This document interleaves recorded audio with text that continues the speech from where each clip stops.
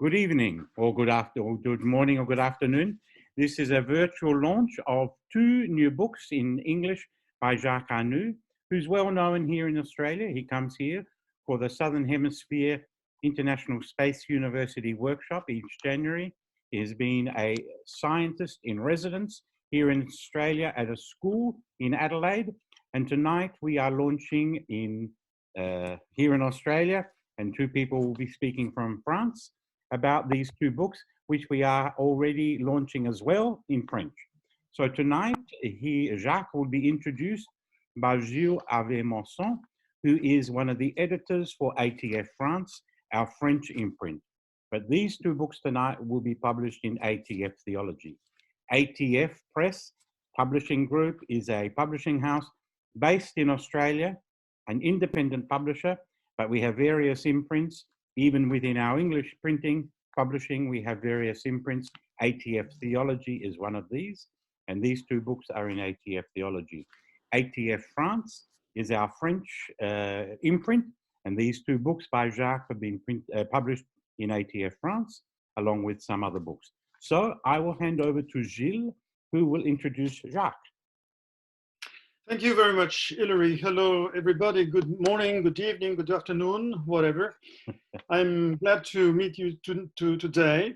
Well, Jacques Arnoux might be known to many of you, as he has already published quite a number of books with ATF, just as Hilary just said. For those who are less familiar with his name or work, allow me to introduce him to you.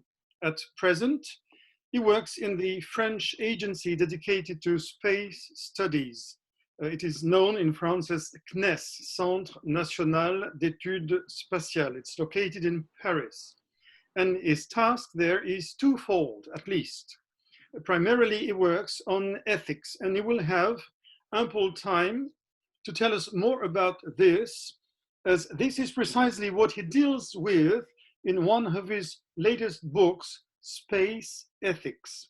He also spends a lot of time, as you will discover in his books, to make achievements of sciences available to, let's say, the common folk, thus building bridges between the scientists and a wider public.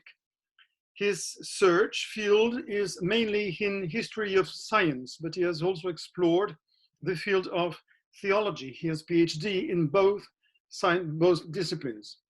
He has written important books on major figures of the history of sciences, such as Darwin, and also the great scholar Pierre Teilhard de Chardin, the well-known Jesuit priest, and Jacques has shown great interest in this figure. Along the years, he has been a very fine observer of the birth, then the progress and development of the space missions and discoveries. Always, he's been searching about the implications of these discoveries and their impact in both our practical life, but also, let us say, to our spiritual life. Well, today is with us to present his latest books, both published with ATF. The first one, published last year in 2019, was Impossible Mission. And this is about the essence of exploration. What is exploration? What does exploring mean? And then there is the second one, which is Space Ethics. This one published this year. Well, thank you, Jacques, for being with us, and we're glad to listen to you now. Thank you. Thank you, Gilles, and thank you, Hilary, for this invitation to launch virtually these two new books with ITF. As Hilary mentioned, it's now a long collaboration between ATF, you, Hilary, and me, and collaboration between Australia and France. And that's for me a great privilege to publish these new books concerning space exploration, or in general space enterprise. Because we are now just opening a new chapter in the space activity, space enterprise.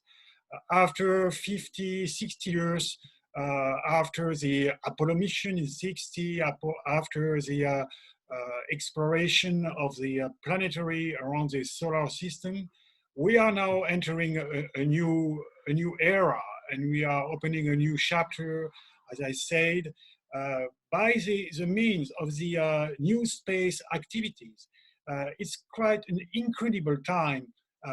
After 10 years without a space mission from United States with human, in few days, a new human vessel will be launched. And it's just at the same time as my modest books, but it's something interesting to combine the two. I hope a very nice and human success with astronaut in space using American technology in few days, and my modest contribution to the reflection of what means today to engage our humankind in space day after day. These new books containing a manual of space ethics is in fact the third version of my personal reflection, and as Gilles mentioned, my personal and professional engagement in space domain with ethics.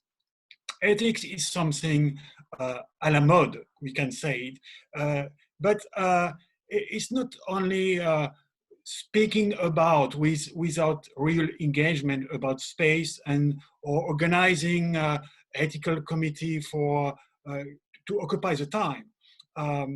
Ethics is a very important task for space today. We have to ask about the why question, why we are doing space activities, how we are doing these activities, and which are the consequences of all these space activities. I just mentioned now the human space flight, probably the more mediatic aspect of space activity, with astronaut, with success, with incredible picture of humankind in space, in zero gravity, with the view of the Earth, of the view from the moon 50 years ago. But it's not the only aspect of space activity. We know today all the connection between our daily activities with space technologies. We need at every time our GPS or Galileo satellites. We need meteorological satellites. We need Earth observation, remote sensing. Space belongs to our daily life, but we cannot say, okay, it's belong to our daily life and we can do that without interrogation. And what we try to do today, not only in CNES, is a French space agency, but also in other space agencies, or as Eli mentioned, with people from ISU, International Space University, with a summer session in Adelaide each year.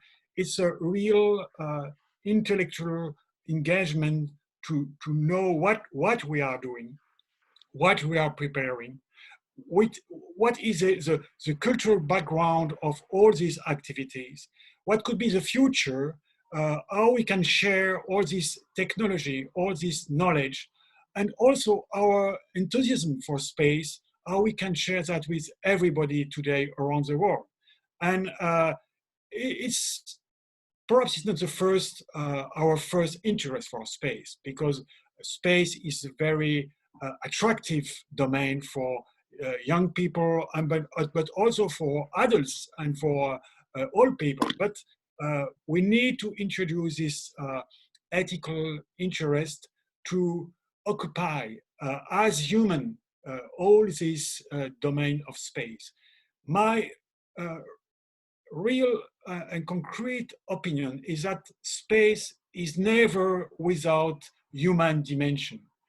Space is a real human activity. When we send a probe on Mars, as it will be in few weeks, a new probe on Mars 2020, it's not only a little piece of metal or some electronics. It's not only a robot. I mean, it's something conceived and prepared by human mind, by human hands, by human genius. it's a part of our humankind that we will send in few weeks on Mars. And it's not without consequences on our future, on our present culture. And I try to provide and to all this question is these books, and I hope to share with you some answer. Thank you very much, Jacques, for this presentation. If you allow me, I would like to ask you maybe two questions. There is something I heard that you said, something nice and very important. Space is never without human dimension. And you just mentioned the young people. So my first question would be this one regarding education. What could you tell us about how nowadays education of younger people convey to them enough the results of space sciences in order to enable them to get ready to face the challenges that are ahead of us? And does education enable them enough to become aware of their responsibilities with regard, let's say, for instance, to creation? What could you say? What could you tell us about that? First, I totally agree with you. Space in general is a very attractive domain for youth today, and especially in the domain of education, because we have a lot of image first, and very attractive image from cosmos first, image from astronauts, image from people on the Earth preparing all these missions. And again, we have a new example in few days coming from Houston and Cape Canaveral, how people are preparing this human space flight and what means for science first. We have to collect knowledge and knowledge. We have to collect more experiences of what means to launch some rockets or some vessel. So it's and it's every day something new is arriving from space, and it's very interesting for people, from teacher, all the domain of education, because you can not only attract young people, but also give a lot of data concerning what means science, what mean technologies. Science is not only knowledge, it's also research. You admit that you ignore a lot of things. We ignore so much from the universe. We say today that we know only 5% of the universe. We ignore 95% of the universe. And admitting that is the first, I can say that, the first step to enter in research, to enter in science. Science is not a definitive knowledge. It's not a dogma. It's a research attitude. And space can offer the opportunity to learn that research, admitting the ignorance, to enter in a research attitude. And at the same time, space, it's a sort of incarnation of research. You can see people engaged in this domain. Again, I mentioned the astronaut, perhaps they are the most incarnated figure of what means today exploration. You can say, yeah, it's perhaps not totally right, okay, but we need this sort of incarnation of exploration. We need today, because we are always at the front of unknown territories, not only space. Space is a big unknown territory, big unknown domain, but every day, you can think today, we don't know what is the future of our societies, of our economic situation. And we need to nourish the spirit of exploration, especially in the younger generation. And I'm convinced that space is not the solution, but it's a way to build an educational system, to provide data to the educational system, to help young people to integrate this exploration spirit. you know, the very nice novel and movie, The Right Stuff, explaining the first time of this space exploration. I'm convinced that we need today this to have the same right stuff for everybody. Thank you. Maybe I have another question for you. Well, moving to a sort of a classical question, what could you tell us about the relationship between sciences and theology today? You've been involved in theology as well. Great discoveries have been made. Well, do you have the feeling that thinkers in general and theologians in particular are sort of, let's say, aware of them? Do you have the feeling that our theological thought is enough in tune with all these scientific data? What could you tell us? First, we can say it's never enough. Okay. What is very interesting is that in the 60s, at the beginning of the space era, you can find a lot of examples of philosophers very interested by space adventure, space enterprise. Hannah Arendt or Emmanuel Levinas or even Jean-Paul Sartre, for example, to have some French thinker or philosopher mention what arrived at this time with Sputnik, with Gagarin, with Apollo mission. And they mention this sort of not a big revolution, depending of your own level of interest, but something was changing, something concerning the view we have on the Earth, what is a new dimension of humankind. And it was a sort of real philosophical interest, not so, I cannot say a theological interest, but from philosophy, you know, to theology, we can make some bridge. But it was reduced to the 60s or 70s. Today, it's not more the case. We have only a few examples of that. But perhaps it's a question of time and of general interest, a question of the discovery. And I know that theologians today have a lot of challenging questions on Earth with the humankind on Earth. So probably they have to concentrate their efforts and interest of our terrestrial challenging question. But in the same time, and in connection with what I mentioned just before concerning exploration, I think that we and I am speaking as a modest theologian, but we have to maintain always a little interest to the sky. It could be the spiritual sky, but also the concrete sky, for a little interest from space. Because again, it's a place of a terra incognita. And I think that even in theology, or we need to admit our ignorance. We need to nourish our research spirit, our exploring spirit. And that's the reason, perhaps not today, but tomorrow, we can find a new interest from theology to space, without speaking about a very, very common question.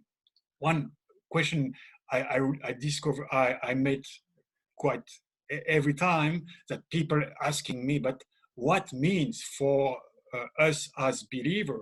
What means for the religion, the possible discovery tomorrow of an extraterrestrial life? And it's not a joke. It's a very old question coming from theology. And today, theologians are not interested by that.